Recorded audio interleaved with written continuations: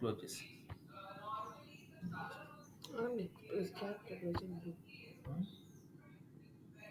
ఏంటది screen off the PPT అసలు ఇక్కడ క్లోజ్ చేస్తే వచ్చేస్తుంది అది.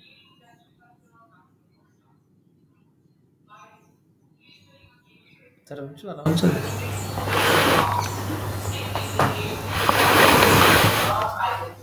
షేర్ చేసావా? ఇది మొత్తం ఇది మొత్తం స్లైడ్స్ పైన అక్కడ కనిపిస్తుంది.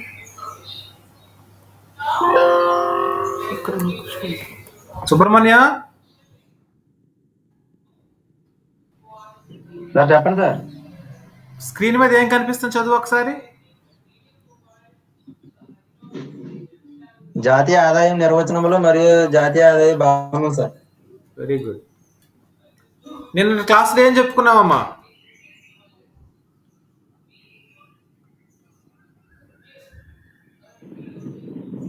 మాకేం కనిపించట్లేదు సార్. సరే సుబ్రహ్మణ్యానికి కనిపిస్తుందిగా యశ్వంత్? ఒకసారి లెఫ్ట్ టైం మళ్ళీ జాయిన్ అవుతాం సార్. జాయిన్ అవ్వు. అది ఏదో ఉంటుంది సెట్ చేసుకోవటం సెల్ ఫోన్ని. మీరు ఏం చేయాలి సుబ్రహ్మణ్యం? ఏం చేస్తే కనిపించింది నీకు స్క్రీన్? మామూలుగా అమ్మా మామూలుగా ఓపెన్ చేస్తే ఓపెన్ అయిపోయిందా? నాకు ఓపెన్ చేయగానే స్క్రీన్ కనిపిస్తుంది సార్. నాకు ఇప్పుడు ఓపెన్ చేయగానే కనిపిస్తుంది సార్. Right right. లెఫ్ట్ అయ్యి మళ్ళీ లాగిన్ అయితే వస్తుంది. సరే, ఎవరికైనా కనిపించకపోతే ఆ పని చేయండి, మళ్ళీ వెంటనే జాయిన్ అవ్వండి.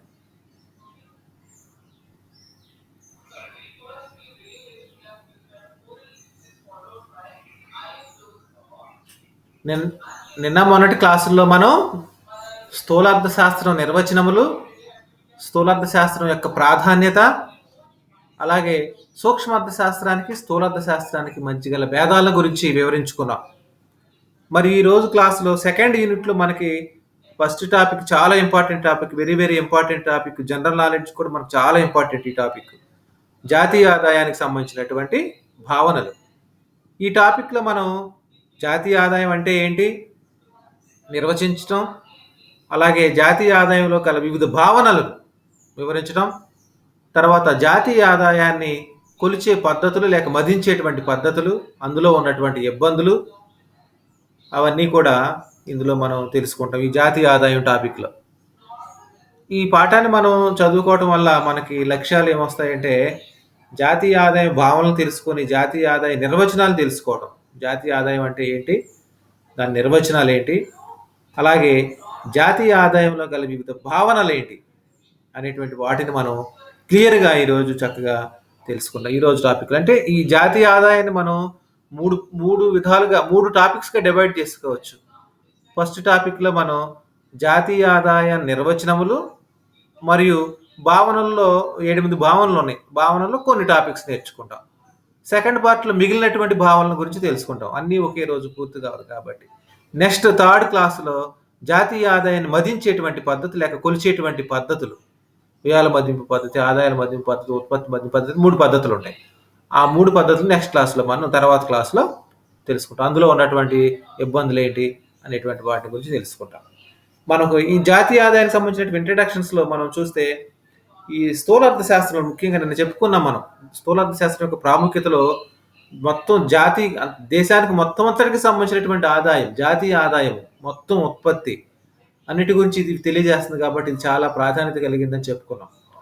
జాతీయ ఉత్పత్తి లేదా జాతీయ ఆదాయమైన భావనలో ఈ మనకు చాలా ఇంపార్టెంట్. ఇందులో అసలు ఆర్థిక వ్యవస్థ పనితీరు ఏ విధంగా ఉంది, ఒక దేశం అభివృద్ధి చెందుతుందా లేదా వెనకబడి ఉందా, మరి ఎలాంటి ఈ ఆదాయం ఉత్పత్తి ఉద్యోగితను పెంచాలంటే ఎలాంటి చర్యలు తీసుకోవాలి అనేటువంటి దానికి ఇవి ఈ జాతీయ ఆదాయ భావనలు అనేటువంటి చాలా ఉపయోగపడతాయి. అయితే ఆదాయం ఉత్పత్తి అనేటువంటివి ఈ రెండూ కూడా భావనలు ఇది మార్పు చెందుతూ ఉంటాయి. ఎప్పుడు ఇవి పరిమాణాత్మకమైన అంశాలు అన్నమాట. ఇవి కాలానికి కొన్ని కోణాలకు సంబంధించి ఉంటాయి. అయితే జాతీయ ఉత్పత్తి వస్తు సేవల ప్రవాహానికి సంబంధించింది ఇది జాతీయ ఉత్పత్తి.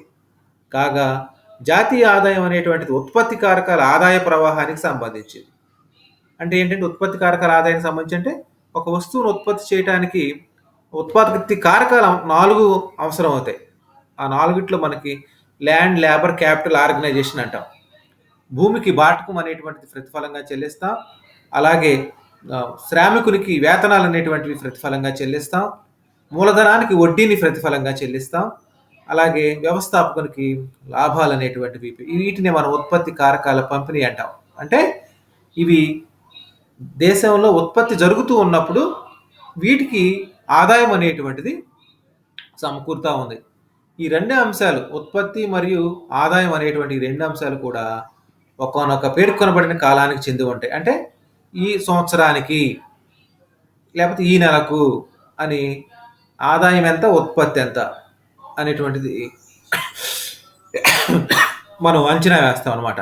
ఆర్థిక వ్యవస్థలో ఈ కారకాలు, ఉత్పత్తి కారకాల ఆదాయాల వస్తు సేవలను కొనడానికి సిద్ధంగా ఉంటాయన్నమాట. ఓకే, ఇది దీనికి సంబంధించినటువంటి ఉపోద్ఘాతం భావన, జాతీయ ఆదాయం అనేటువంటి భావన. జాతీయ ఆదాయం అంటే మనం ఒక దేశానికి సంబంధించినటువంటి ఉత్పత్తి లేదా ఆదాయం, మొత్తం ఉత్పత్తిని కలిపితే మనం అమ్మితే వచ్చేటువంటి ఆదాయం, అది జాతీయ ఆదాయం. అంటే ఒక వ్యక్తి ఆదాయాన్ని అలాగే దేశంలో ఉన్నటువంటి మొత్తం ఆదాయాన్ని అన్నిటినీ కలిపితే ఒక దేశానికి సంబంధించినటువంటి సంవత్సర కాలంలో ఎంత ఆదాయం వస్తుంది అనేటువంటిది మనకి అర్థమవుతుంది అనమాట. మనకి ఈ జాతీయ ఆదాయానికి నిర్వచనాలు, ఈ భావన తెలుసుకున్న తర్వాత నిర్వచనాలు మనం పరిశీలిస్తే నిర్వచనాలు ఏమైనా కనిపిస్తున్నాయా ఇక్కడ మీకు? ఎవరెవరు నిర్వచనాలు చెప్పారు కనిపిస్తున్నాయా? కేశవరాజు వచ్చాడమ్మా? యశ్వంత్, ఈ నిర్వచనాలు మొట్టమొదటి నిర్వచనం ఎవరిది కనిపిస్తుంది ఇక్కడ? సార్ రాలేదు సార్. సరే నిర్వచనాలు రాలేదు సార్. మొదటి నిర్వచనం ఎవరిది కనిపిస్తుంది? సుబ్రహ్మణ్యం సార్ ఇంకా నిర్వచనాలు రాలేదు సార్. ఇదే ఉంది సార్, హెడ్లైన్స్ ఇవే ఉన్నాయి సార్. జాతీయ ఆదాయం నిర్వచించి జాతీయ ఆదాయ భావన అయ్యే ఉన్నాయి సార్. అవునా? సార్ ఇప్పుడు అదే అన్నాయి సార్. అందరికీ ఇంకా అవే మారలేదు ఉన్నాయా? సార్. అందరికీ అవే ఉన్నాయి సార్.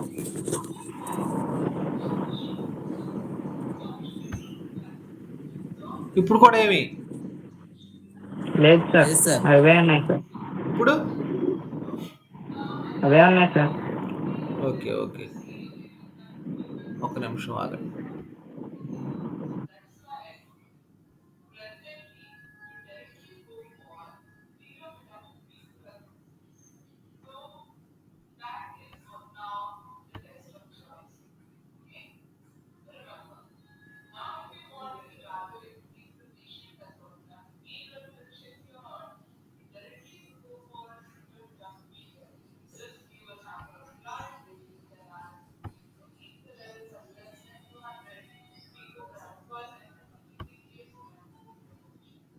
ఇప్పుడు వస్తే చూడండి అమ్మా, ఇప్పుడు వచ్చింది. వచ్చినాయి సార్. ఏమొచ్చింది?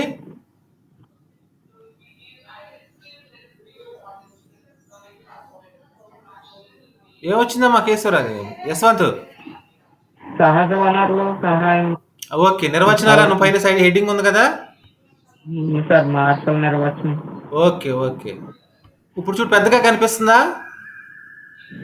నేను జూమ్ చేసుకోవాలి సార్. ఇప్పుడు పెద్దగా కనిపిస్తుంది చూడండి. లేదు సార్, మేము జూమ్ చేసుకుంటేనే పెద్దగా కనిపిస్తుంది సార్. ఓకే ఓకే, ఇప్పుడు నీకు ఏం కనిపిస్తుంది స్క్రీన్ మీద చూడండి. సార్ ఇప్పుడు అది కనిపిస్తుంది. సహజ వనరుల సహాయంతో దేశంలోని శ్రమ, మూలధనం కనిపిస్తున్నాయి సార్. ప్రతి సంవత్సరం ఉత్పత్తి చేసే నికర వస్తు సేవలు మొత్తం జాతీయ ఆదాయం అంటారన్న భావన కనిపిస్తుందా? కనిపిస్తుంది సార్. మార్షల్ చెప్పాడు అది నిర్వచనం, మొట్టమొదటి నిర్వచనం. ఏంటి సుబ్రహ్మణ్యం అది? మార్షల్ ఏమని నిర్వచించాడో చూడండి. జాతీయ ఆదాయాన్ని ఒక దేశంలో ఉన్నటువంటి సహజ వనరులు ఏవైతే ఉన్నాయో, సహజ వనరులు అంటే భూగర్భంలో ఉన్నాయి కావచ్చు, భూమిపైన ఉన్నాయి కావచ్చు, ఇవన్నిటిని సహజ వనరులు అంటాం. ఆ సహజ వనరుల సహాయంతో దేశంలో ఉన్నటువంటి శ్రామికులు అంటే వస్తువును ఉత్పత్తి చేయడానికి, అదేవిధంగా మూలధనం పెట్టుబడి పెట్టడానికి కావాలి కదా మరి మూలధనం, దేశంలో ఉన్నటువంటి సహజ వనరుల సహాయంతో శ్రమ మరియు మూలధనం ప్రతి సంవత్సరం ఉత్పత్తి చేసే నికర వస్తు సేవల మొత్తాన్ని జాతీయ ఆదాయం అంటారు. అదనమాట. అంటే ఒక సంవత్సర కాలంలో దేశంలో సహజ వనరులు ఏవైతే ఉన్నాయో వాటి ద్వారా భూమే కావచ్చు, భూమి పరిధిలో ఉన్నవి కావచ్చు, భూమి పైన ఉన్నటువంటి సహజ వనరులే కావచ్చు, అటవీ వనరులే కావచ్చు, ఏవైనా వాటి సహాయంతో శ్రామికులు మరియు మూలధనము ఇరువురు కలిసి ఒక సంవత్సర కాలంలో ఎన్ని వస్తువులు అయితే ఉత్పత్తి చేస్తారో ఆ వస్తువుల యొక్క విలువను, మొత్తం విలువను జాతీయ ఆదాయం అని అంటారు. అని ఎవరు చెప్పారు? పావని ఎవరు చెప్పారమ్మా? హర్షిత,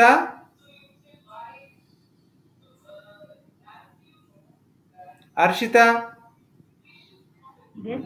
ఎవరు చెప్పారు?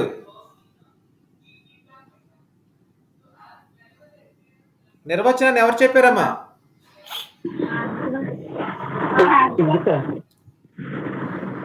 ఏమో కనిపిస్తుందా నీకు హర్షిత? ఎవరు చెప్పారు అది? అదిగో మార్షల్. మనం ఫస్ట్ సెమిస్టర్లో చదువుకున్న మార్షల్కి సంబంధించినటువంటి అన్ని సిద్ధాంతాలు. నిర్వచనం చాలా ఇంపార్టెంట్ అమ్మ, ఇది బాగా రాసుకోవాలి మీరు. రేపు అడుగుతాను, చెప్పగలగాలి అన్ని. జాతీయ ఆదాయం అంటే ఏంటి, మార్షల్ ఏమని నిర్వచించాడు. అలాగే సెకండ్ నిర్వచనంలో పిగు, ఏసీ పిగు అనేటువంటి ఆర్థికవేత్త జాతీయ ఆదాయం నిర్వచించాడు. ఏమని నిర్వచించాడంటే ద్రవ్యంతో కొలవడానికి వీలయ్యి, అంటే ద్రవ్యంతో కొలవటం అంటే ఈ పెన్ను ఉంది, దీని విలువ ఎంత, ఈ సెల్ ఫోన్ ఉంది, దీని విలువ ఎంత, అలాగ కొలవటానికి అనమాట. ద్రవ్యంతో కొలవటానికి వీలయ్యి విదేశాల నుంచి వచ్చే ఆదాయంతో సహా సంఘానికి ప్రాప్తించే మొత్తం ఆదాయాన్ని జాతీయ ఆదాయం అంటారని పిగు అన్నాడు. అంటే ఏంటంటే పిగు ఉద్దేశంలో ఏంటంటే ఒక సంవత్సర కాలంలో మొత్తం ద్రవ్యంతో కొలవడానికి వీలైనటువంటి వస్తువులు ఎన్నైతే ఉన్నాయో వాటితో పాటుగా ఇతర దేశాల నుంచి వచ్చేటువంటి ఆదాయాన్ని కూడా ఇతర పరిగణనలోకి తీసుకున్నాడు. ఇతర దేశాల నుంచి, విదేశీ నుంచి వచ్చేటువంటి మనకి ఆదాయం, విదేశాల నుంచి ఎలా వస్తుంది మనకి ఆదాయం? మన ఎగుమతులు ఎక్కువగా చేయటం వల్ల, మన దేశం నుంచి వస్తువులు ఇతర దేశాలకు అమ్ముకోవడం వల్ల మనకు విదేశీ ఆదాయం అనేటువంటిది లభిస్తుంది అనమాట. ఆ ఆదాయాన్ని కూడా కలిపి ఇతను ఏమన్నాడంటే జాతీయ ఆదాయం అన్నాడు. ఎవరో? ఏసీ పిగు అనమాట. ద్రవ్యంతో కొలవడానికి వీలయ్యి విదేశాల నుంచి వచ్చే ఆదాయంతో సహా సంఘానికి ప్రాప్తించే మొత్తం ఆదాయాన్ని జాతీయ ఆదాయం అంటారు అని పిగు పేర్కొన్నాడు. అలాగే నెక్స్ట్ మూడో నిర్వచనం కనిపిస్తుందా సుబ్రహ్మణ్యం? ఎవరు చెప్పారు ఇది? ఎవరు చెప్పారమ్మా ఈ మూడో నిర్వచనాన్ని? Fisher sir. Irving Fisher. వినియోగదారులు మానవ వనరుల నుంచి లేదా భౌతిక వనరుల నుంచి పొందే వస్తు సేవల సముదాయమే జాతీయ ఆదాయం అన్నాడు. వినియోగదారులు అంటే ఎవరో? వస్తువులు కొనుగోలు చేసేటువంటి వారు. వాళ్ళు ఎక్కడెక్కడి నుంచి? మానవ వనరుల దగ్గర నుంచి లేదా భౌతిక వనరుల దగ్గర నుంచి పొందేటువంటి వస్తువులే కాదు, ఇక్కడ వీళ్ళు సేవలను కూడా అతను పేర్కొన్నాడు. ఒక సంవత్సర కాలంలో ఉండేటువంటి మొత్తం వస్తు సేవల సముదాయమే జాతీయ ఆదాయం అన్నాడు. ఇప్పుడు డాక్టర్స్ ఉన్నారు, సేవ చేస్తారు, వస్తువులు ఏమి ఉత్పత్తి చేయరు, వైద్య సేవలు అందిస్తూ ఉంటారు. టీచర్స్ ఉన్నారు, వారు విద్యా సేవలు అందిస్తూ ఉంటారు. నర్సులు ఉన్నారు, వాళ్ళు కూడా వైద్య సేవలు అందిస్తూ ఉంటారు. ఇలాగా సేవల ద్వారా కూడా వారు ఆదాయాన్ని పొందగలుగుతారు. ఇర్వింగ్ ఫిషర్ ఆ సేవల ద్వారా వచ్చినటువంటి ఆదాయాన్ని కూడా జాతీయ ఆదాయంలో భాగంగా నిర్వచించాడు అనమాట. అంటే మానవ వనరుల నుంచి, అంటే మనుషుల నుంచి లేదా భౌతిక వనరుల నుంచి పొందే, భౌతికంగా మనకున్నటువంటి సహజ వనరులు ఏవైతే ఉన్నాయో ఆ వనరుల నుంచి పొందేటువంటి వస్తు సేవలు, అంటే వస్తు సేవల ఉత్పత్తి మొత్తాన్ని జాతీయ ఆదాయం అని ఫిషర్ పేర్కొన్నాడు. Irving Fisher. ఈ మూడు నిర్వచనాలు ఎప్పుడు అడిగితే అప్పుడు చెప్పగలగాలి చక్కగా. మార్షల్ ఏమని నిర్వచించాడు, పిగు ఏమని నిర్వచించాడు, ఇర్వింగ్ ఫిషర్ ఏమని నిర్వచించాడు. మళ్ళీ ఒకసారి చూడండి, మళ్ళీ అడుగుతాను. మార్షల్. సహజ వనరుల సహాయంతో చదవండి అమ్మ ఎవరన్నా ఒకటి చదవండి. మార్షల్ చెప్పింది ఒక్కొక్కళ్ళు ఒక్కొక్కటి చదవండి. సుబ్రహ్మణ్యం ఫస్ట్ చదవమ్మా, తర్వాత యశ్వంత్ రెండో చదువుతాడు, తర్వాత హర్షిత మూడో చదువుతుంది. ఫస్ట్ నిర్వచనం చదవమ్మా సుబ్రహ్మణ్యం.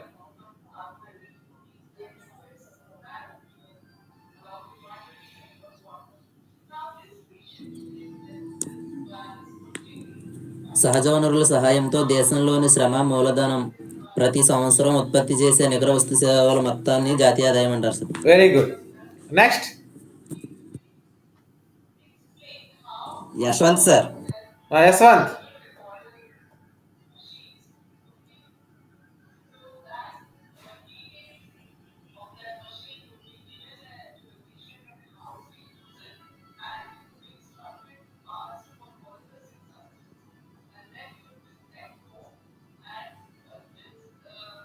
యశ్వంత్.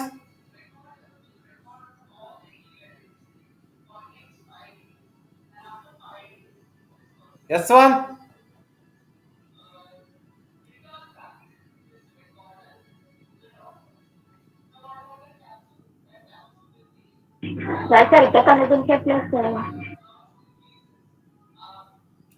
నిర్వచనం కనిపించట్లేదా మీకు?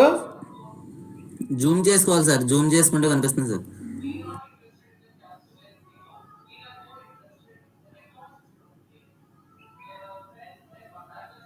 రామకృష్ణ సార్, సెకండ్ చదువమ్మా. ద్రవ్యంతో కొలడానికి వీలయ్యే విదేశాల నుంచి వచ్చే ఆదాయంతో సహా సంఘానికి ప్రాప్తించే మొత్తం ఆదాయం జాతీయ ఆదాయం అంటారు. Very good. ఇందులో ఇతర దేశాల నుంచి వచ్చే ఆదాయాన్ని కూడా పేర్కొన్నాడు, పిగు. నెక్స్ట్ హర్షిత.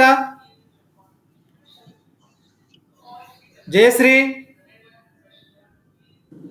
వినియోగదారులు మానవ వనరుల నుంచి లేదా ప్రభుత్వ వనరుల నుంచి పొందే వస్తు సేవల సముదాయమే జాతీయ ఆదాయం అని ఇర్వింగ్ ఫిషర్ చెప్పారు సార్. Very good.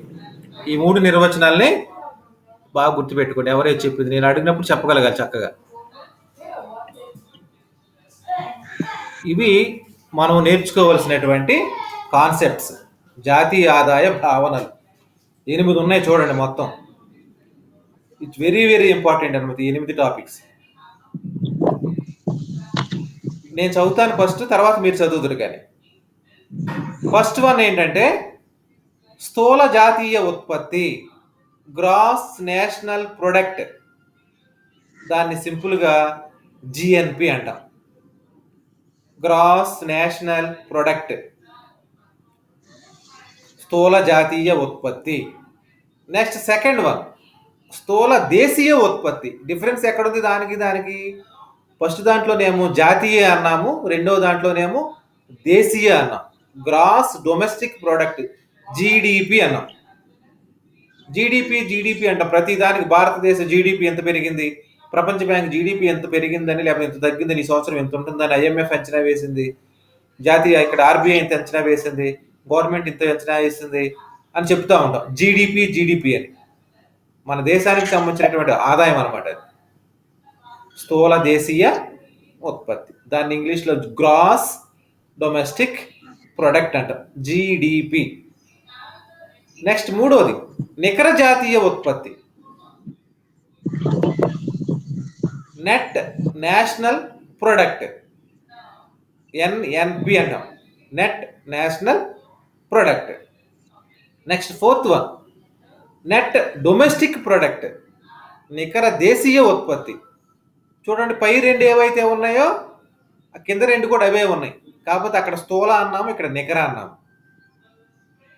స్థూల జాతీయ ఉత్పత్తి, నికర జాతీయ ఉత్పత్తి, స్థూల దేశీయ ఉత్పత్తి, నికర దేశీయ ఉత్పత్తి, జిఎన్పి, ఎన్ఎన్పి, జీడిపి, ఎన్డిపి. ఈ 4 వెరీ వెరీ వెరీ ఇంపార్టెంట్. 4 గురించి క్లియర్గా తెలుసుకోవాలి. అలాగే తలసరి ఆదాయం, పెర్ క్యాపిటా ఇన్కమ్, పిసిఐ అంటాం, పెర్ క్యాపిటా ఇన్కమ్. తర్వాత వ్యష్టి ఆదాయం, పర్సనల్ ఇన్కమ్, వ్యష్టి ఆదాయం. నెక్స్ట్ 7th వన్ వ్యయార్హ ఆదాయం, డిస్పాజబుల్ ఇన్కమ్, డిఐ. దానిపై ఇది PI, personal income, disposable income. Next 8వది ఉత్పత్తి కారకాల ఖరీదు దృష్ట్యా జాతీయ ఆదాయం, జిఎన్పి అట్ ఫ్యాక్టర్ కాస్ట్ అంటాం. ఉత్పత్తి కారకాల ఖరీదు దృష్ట్యా జాతీయ, ఈ భావనలు అన్నిటి 8 భావనలు మనం క్లియర్గా తెలుసుకుంటే జాతీయ ఆదాయానికి సంబంధించినటువంటి జనరల్ నాలెడ్జ్లో కానీ, కాంపిటేటివ్ ఎగ్జామ్స్లో కానీ, గ్రూప్ 1, గ్రూప్ 2 సివిల్స్ అన్నిటికీ కూడా ఇవి బాగా ఉపయోగపడతాయి. కాన్సెప్ట్స్లో లెక్కలు కూడా ఉంటాయి. మనం బాగా అర్థం చేసుకుంటే ఆ లెక్కలు ఇస్తే లెక్క కూడా చేయగలగాలన్నమాట. సరే, ఇప్పుడు ఒక్కొక్కరు ఒక్కొక్కటి చదువుతారు. ఫస్ట్ ఎవరు చదువుతారు? నేను చెప్పనా మీరే చదువుతారు? First one Ravi.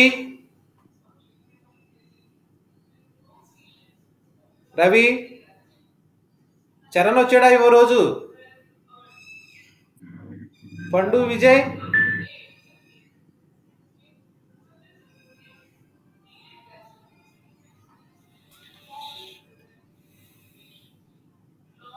ఎవరు చదువుతారమ్మా? గర్ల్స్ సైడ్ ఫస్ట్ గర్ల్స్ చదవండి ఎవరన్నా. ఒక్కడే చదవండి, ఇద్దరు ఒక్కసారి చదువుతున్నారు. సహజ వనరులు సాగంతో దేశంలో అదే గ్రామ మూలధన నిర్వచనాలు చదువుతున్నారమ్మా మీరు? సార్ నిర్వచనాలు కనపడుతుంది సార్, ఇంకేం కనపడదు. జాతీయ ఆదాయ భావనలు కనిపించట్లేదా మీకు ఎవరికి? కనిపించట్లేదు సార్, నిర్వచనాలే ఉన్నాయండి. అవునా? అవును సార్.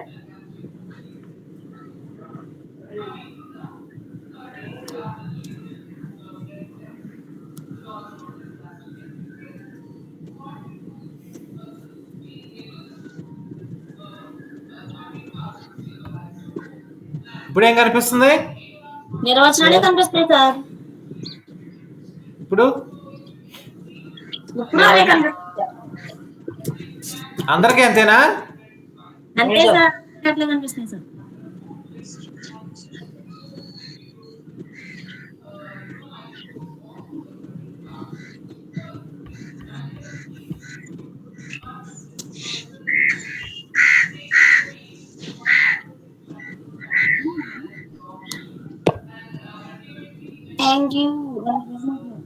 థ్యాంక్ యూ అన్నది కనిపించిందమ్మా? కనిపించింది సార్. మరి అదేంటి అది కనిపించింది కనిపించకపోవటం? ఏమో అమ్మా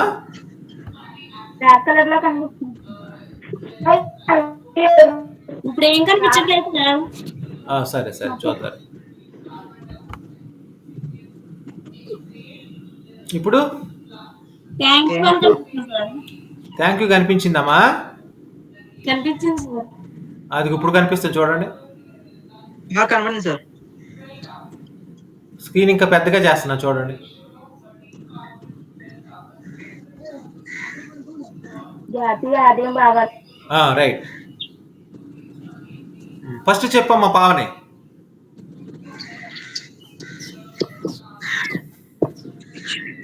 GNP.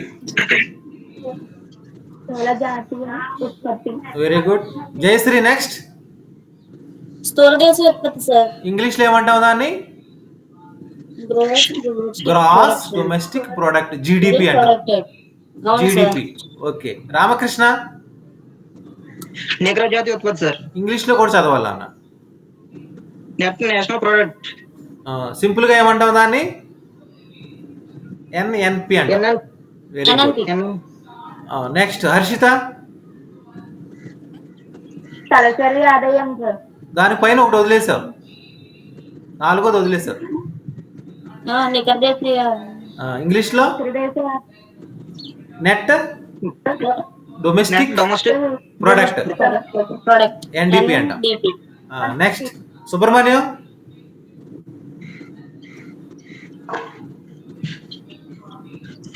Subrahmanyam.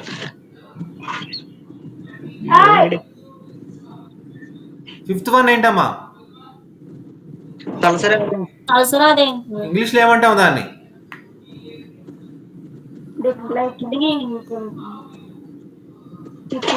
Per capita income, PCI అంటాం. Per capita income. Next one Ravi ఉన్నాడా? రవి.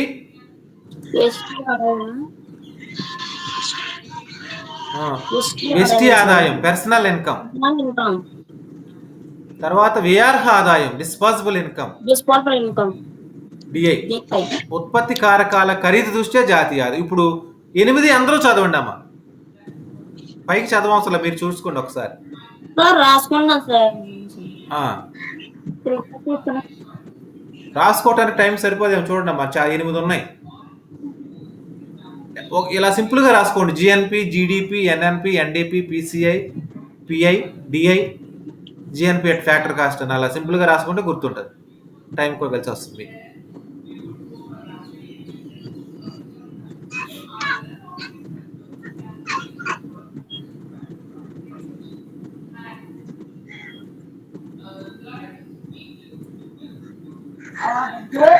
ఈ ఒక్కొక్క భావనల గురించి మనం ఇప్పుడు అర్థం చేసుకోవాలి. ఈ స్లైడ్ తీసేయనమ్మా, ఫార్వర్డ్ చేయనా?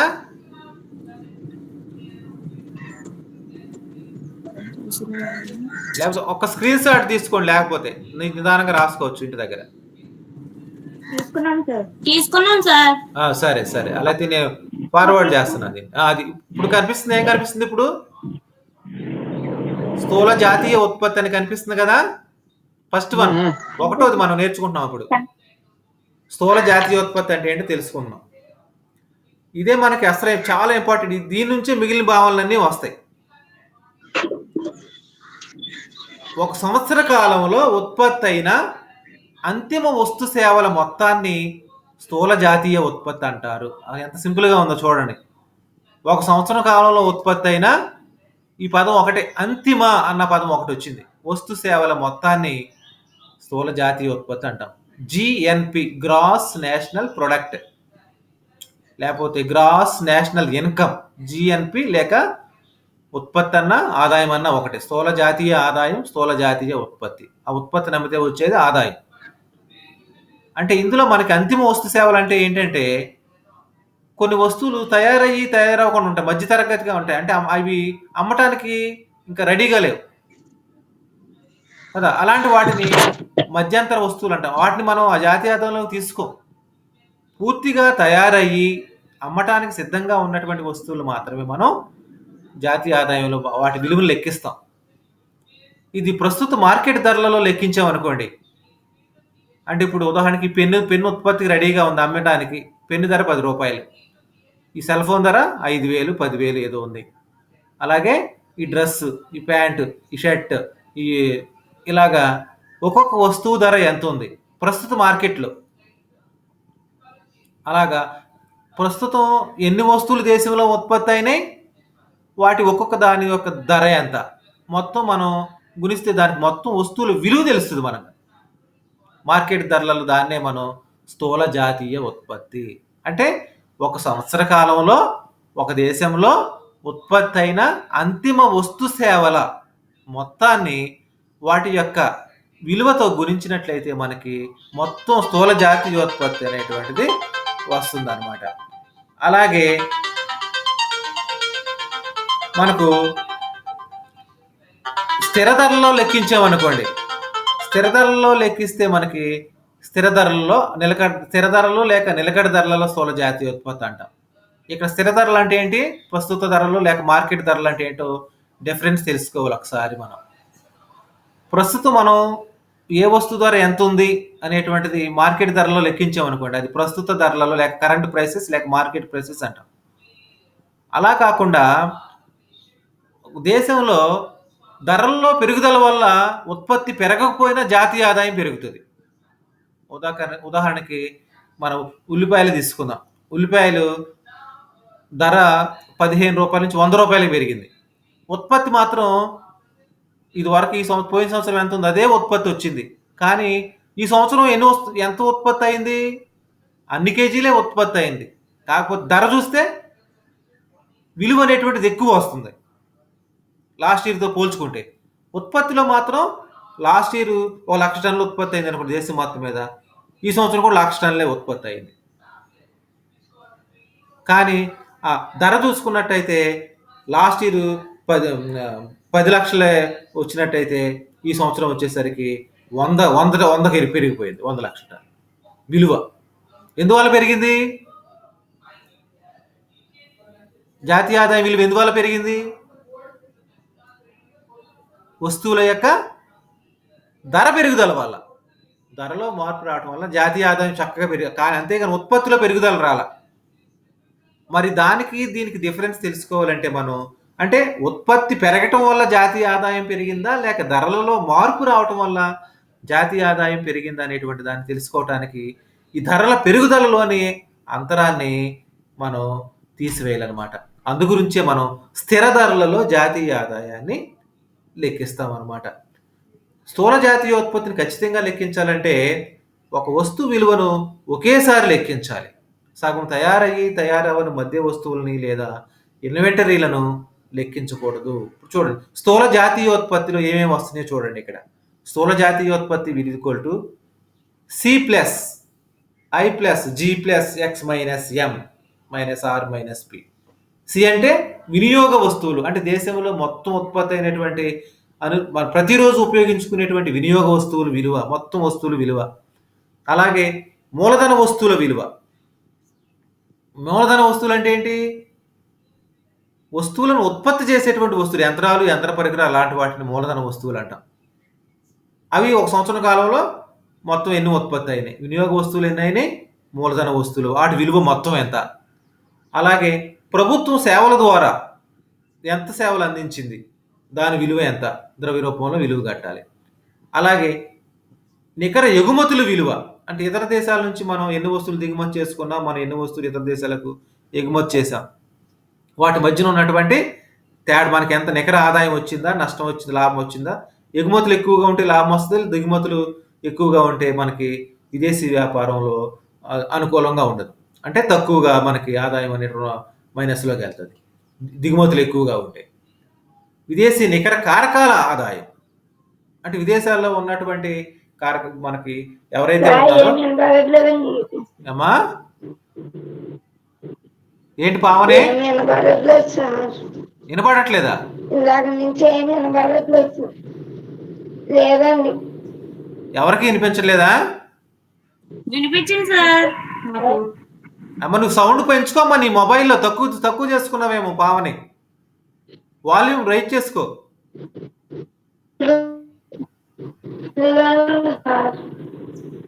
అందరికి వినిపిస్తుంది.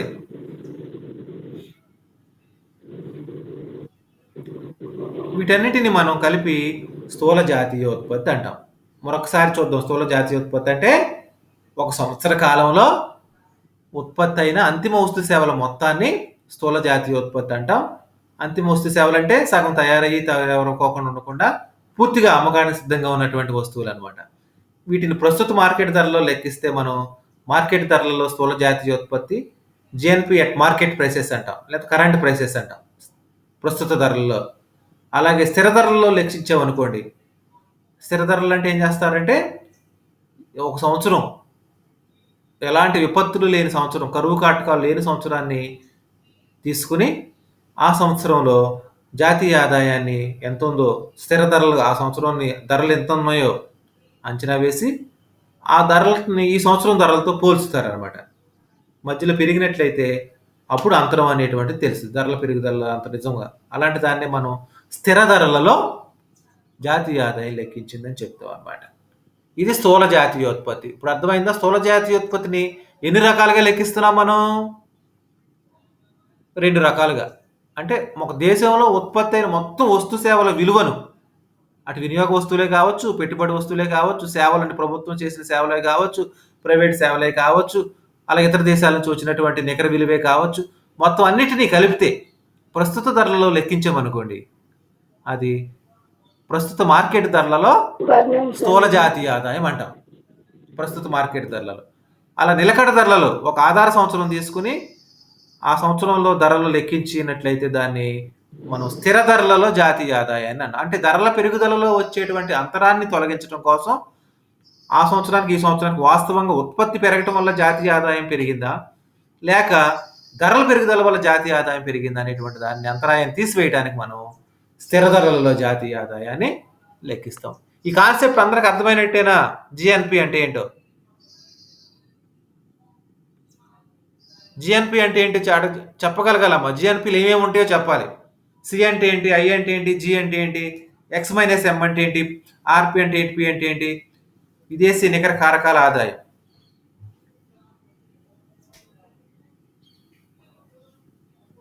ప్రస్తుత ధరలు అంటే ఏంటి, స్థిర ధరలు అంటే ఏంటి, ఇవన్నీ గుర్తుపెట్టుకోవాలి.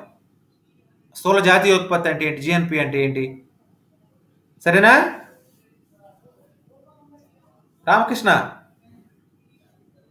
చెప్పగలుగుతారు అందరూ? సార్ అర్థమైనట్టేనా జిఎన్పి అంటే? మరో టాపిక్లోకి వెళ్దామా? నెక్స్ట్ టాపిక్లోకి. జిఎన్పి మనకు బాగా తెలియాలి. జిఎన్పి తెలిసిందనుకో మిగిలిన ఈజీగా తెలుస్తుంది. మళ్ళొకసారి గుర్తుపెట్టుకోండి అందరూ. ఒకసారి చెప్పండి సార్. ఒక సంవత్సర కాలంలో ఒక దేశంలో ఉత్పత్తి అయిన మొత్తం అంతిమ వస్తు సేవలు అనమాట. అంతిమ వస్తు సేవలు అంటే పూర్తిగా తయారైనటువంటి వస్తు సేవలు. అంటే మనకి వినియోగ వస్తువులు ఎన్ని ఉత్పత్తి అయినాయి అంటే మనం వాడుకునేటువంటి పెన్ను, పుస్తకాలు, బట్టలు, ఇవన్నీ వాటి విలువ ఎంత మార్కెట్ ధరలలో లెక్కించామనుకోండి, అది ప్రస్తుత ధరలలో స్థూల జాతీయ ఉత్పత్తి అంటాం. అంటే మొత్తం ఎన్ని వస్తువులు ఉత్పత్తి అయినాయి, వాటి విలువ ఎంత అనేది లెక్క కడతారు అనమాట.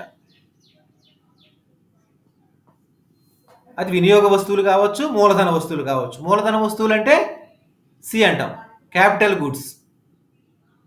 అంటే ఏంటి, ఇన్వెస్ట్మెంట్ గుడ్స్, క్యాపిటల్ గుడ్స్. ఇవి వస్తువులను ఉత్పత్తి చేసే యంత్రాలు, యంత్ర పరికరాలు. వినియోగ వస్తువులు ఉన్నాయి, పెన్నులు ఉన్నాయి, పెన్నులు తయారు చేసే యంత్రాలు ఉంటాయి. సెల్ ఫోన్లు ఉన్నాయి, సెల్ ఫోన్లు తయారు చేసే యంత్రాలు ఉన్నాయి. పుస్తకాలు ఉన్నాయి, పుస్తకాలు తయారు చేసే యంత్రాలు ఉన్నాయి.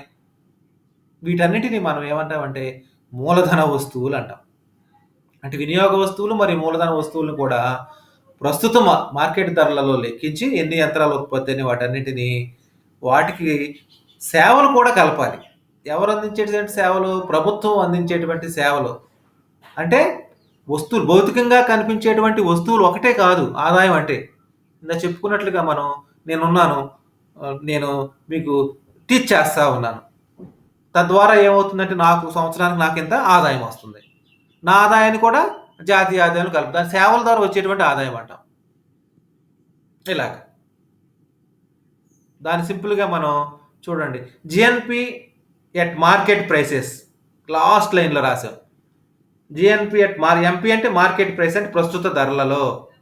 C plus I plus G. C అంటే వినియోగ వస్తువులు, ఐ అంటే పెట్టుబడి వస్తువులు, జి అంటే ప్రభుత్వ సేవలు, అలాగే ఎక్స్ మైనస్ ఎం ఇతర దేశాల నుంచి వచ్చేటువంటి నికర ఆదాయం, అలాగే విదేశాల నుంచి వచ్చేటువంటి కారకాల ఆదాయం. అంటే ఒకవేళ మన దేశస్తులు ఇతర దేశాల్లో వెళ్ళి ఉండి వాళ్ళు అక్కడ సంపాదించుకుని తద్వారా మన దేశానికి ఆదాయం లభిస్తుంది అనుకోండి, పంపిస్తున్నారు అనుకోండి, అలాంటి విదేశీ నికర కారకాల ద్వారా కూడా మనకి ఆదాయం వస్తుందని చెప్తాం. అలాగే అది జిఎన్పి. జిఎన్పి తెలిస్తే జీడిపి చాలా ఈజీ. ఇది అన్నిటికన్నా ఇంపార్టెంట్ టాపిక్. జీడిపి అంటాం, స్థూల దేశీయ ఉత్పత్తి. ఇంగ్లీష్లో ఏమంటాం దాన్ని రవి?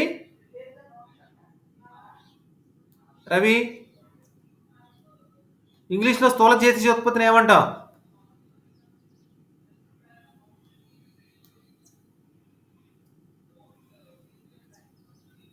ఎవరు చదువుతారమ్మా? స్థూల దేశీయ ఉత్పత్తి అంటే ఏంటో? Gross domestic product sir. Gross domestic product, GDP అంటాం. అంటే ఏంటంటే మనం ఇప్పుడు జాతీయ ఆదాయం లెక్క పెట్టాం కదా, జిఎన్పి లెక్క పెట్టాం కదా. జిఎన్పిలో మనం ఇతర దేశాల నుంచి వచ్చినటువంటి నికర ఆదాయాన్ని కూడా తీసుకున్నాం, అవునా లేదా? ఎక్స్ మైనస్ ఎం అని చూపించాం కదా, ఆర్ మైనస్ పి అని.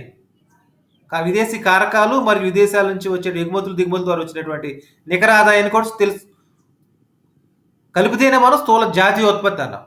ఇక్కడ స్థూల దేశీయ ఉత్పత్తి అంటే ఏంటంటే ఒక దేశంలో దేశ సరిహద్దులో, ఉదాహరణ మన భారతదేశ సరిహద్దులో ఉత్పత్తి అయినటువంటి వస్తు సేవల మొత్తం విలువను స్థూల దేశీయ ఉత్పత్తి అంటాం. అంటే ఏంటంటే ఒక దేశ సరిహద్దులో, ఉదాహరణకి ఇతర దేశస్తులు కూడా వచ్చి మన దేశంలో వస్తువును ఉత్పత్తి చేస్తారు. ఉదాహరణకి మనకి అనంతపురంలో కియా అనేటువంటి కారులను ఉత్పత్తి చేసేటువంటి వాళ్ళు ఇక్కడికి వచ్చి కార్లను ఉత్పత్తి చేస్తున్నారు, దక్షిణ కొరియాకు సంబంధించినటువంటి దేశస్తులు. అలాగే హోండాయ్, అలాగే టయోటా, ఇలాగ కారులను ఉత్పత్తి చేసేటువంటి ఇతర దేశస్తులు, జపాన్కి చెందినటువంటి వాళ్ళు మన దేశంలో కారులను ఉత్పత్తి చేస్తూ ఉన్నారు. ఆ ఉత్పత్తి చేయించడం వల్ల సంవత్సరానికి ఒక 50 కార్లు ఉత్పత్తి చేశారు, లేకపోతే 100 కార్లు ఉత్పత్తి చేశారు అనుకుందాం ఒక్కొక్కళ్ళు. ఆ కార్లు ఉత్పత్తి అమ్ముకున్నారు వాళ్ళు. అమ్ముకుంటం వల్ల వారికి ఆదాయం వచ్చింది. ఇప్పుడు ఆదాయం ఆ దేశస్తులు చెందుద్దా, మన భారతదేశానికి చెందుద్దా? మన భారతదేశంలో మాత్రం ఉత్పత్తి అయింది అది వస్తువు. అలాంటి ఆదాయం మన జాతీయ ఆదాయంలో కలుస్తుందా, లేకపోతే కొరియా వాళ్ళ ఆదాయంలో కలుస్తుందా, లేకపోతే జపాన్ టయోటా వాళ్ళతో జపాన్కి ఆదాయంలో కలుస్తుందా? ఎవరు చెప్తారు? సుబ్రహ్మణ్యం, క్లియర్గా అర్థం చేసుకోవాలి కాన్సెప్ట్. సుబ్రహ్మణ్యం, రామకృష్ణ,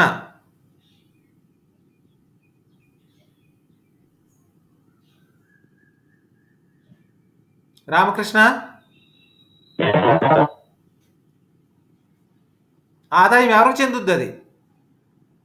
ఇప్పుడు ఈ కియా అనేటువంటి వారు దక్షిణ కొరియా వాళ్ళు మన దేశంలో ఉత్పత్తి చేసి వస్తువులను అమ్ముకుని ఆదాయం పొందుతూ ఉన్నారు.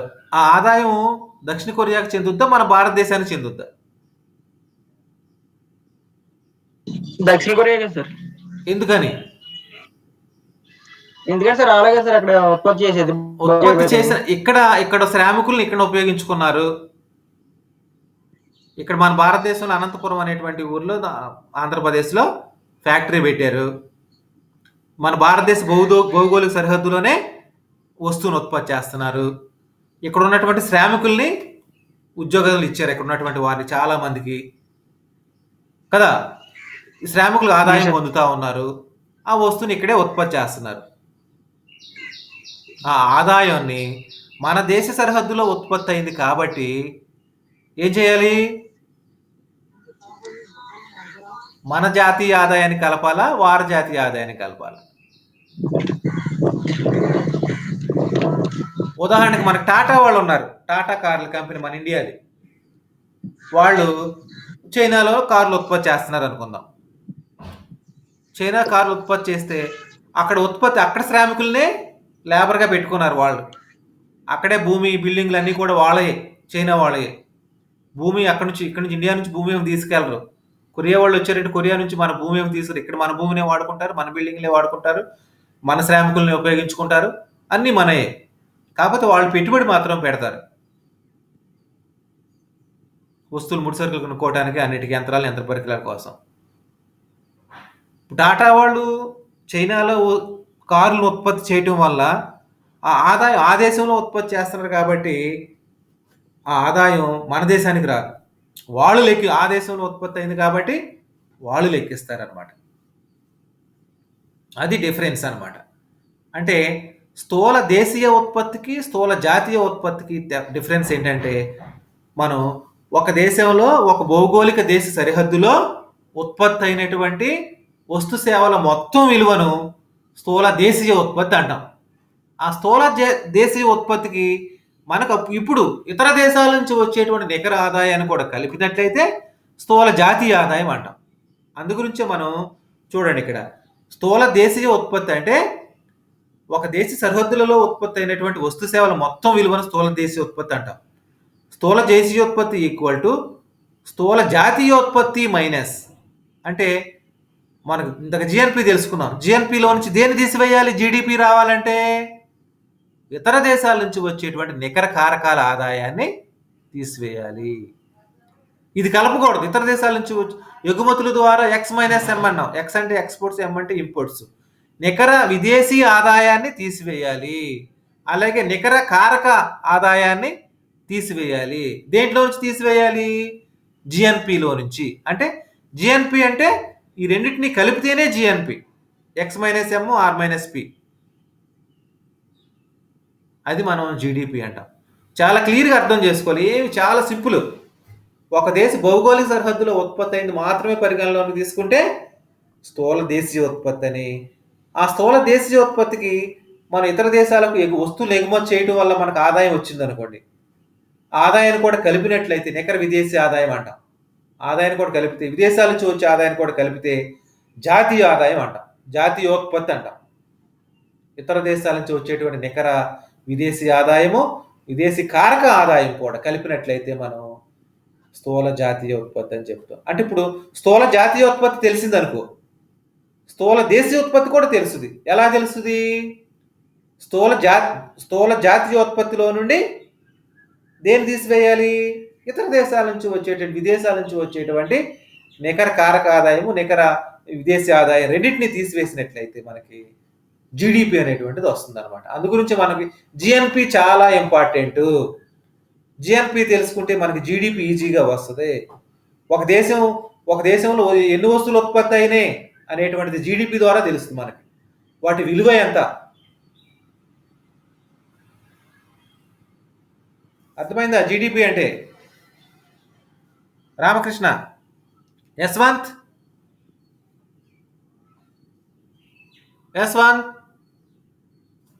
జీడిపి అంటే అర్థమైందమ్మా?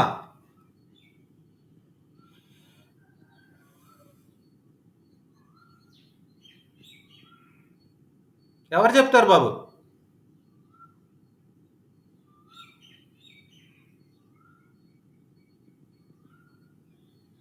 జయశ్రీ,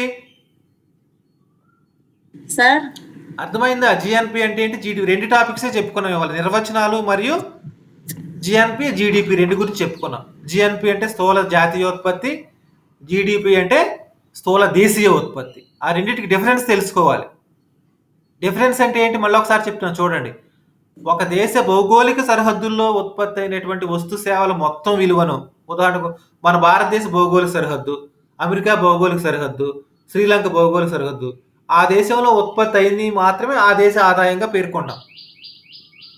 అది ఇతర దేశాల వస్తువులు ఆ దేశంలో ఉత్పత్తి చేసిన ఎవరొచ్చి ఉత్పత్తి చేసిన ఆ దేశంలో ఉత్పత్తి అవుతుంది కాబట్టి ఆ ఆదాయం ఆ దేశానికి సంబంధించింది. దేశ సరిహద్దులో ఉత్పత్తి అయినటువంటి ఆదాయం.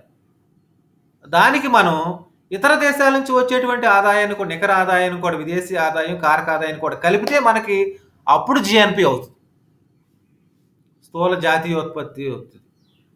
అంటే స్థూల జాతీయోత్పత్తిలో నుంచి మనం ఏం తీసేయాలి?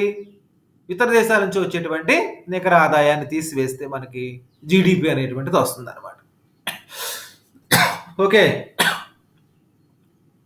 అది రెండు భావనలు, వాటికి ఉన్నటువంటి డిఫరెన్స్ స్థూల జాతీయోత్పత్తి, స్థూల దేశీయ ఉత్పత్తి, జిఎన్పి మరియు జీడిపి. ఈ రెండిట్లో ఏది బాగా ఇంపార్టెంట్ మనకి? రెండు ఇంపార్టెంటే. కానీ మన సొంతగా మన దేశంలో తయారైనటువంటి దాన్ని ఇతర దేశాల నుంచి మనం పరిగణలో తీసుకోకుండా ఓన్లీ మన దేశంలో ఉత్పత్తి అయినటువంటి వస్తు సేవలు మాత్రమే విలువను లెక్కించినట్లయితే అది జీడిపి అంటాం. మన జాతీయ ఆదాయాన్ని కూడా మనం జీడిపిలో పెరుగుదలే చూసుకుంటాం. ఈ సంవత్సరం జీడిపి గ్రోత్ రేటు 7% ఉంటుందని అంచనా వేశారు. కానీ కరోనా కారణం వల్ల ఉత్పత్తి అనేటువంటిది తగ్గి ఇది ఇంకా తక్కువగా ఉంటుందని అంచనా వేయడం జరుగుతూ ఉంది. 7-8 సరేనా? మీరేం చేస్తారంటే రేపటి వచ్చేటప్పుడు జాతీయ ఆదాయం అనగానేమో నిర్వచించి 3 నిర్వచనాలు చెప్పాను. ఏంటి ఆ 3 నిర్వచనాలు?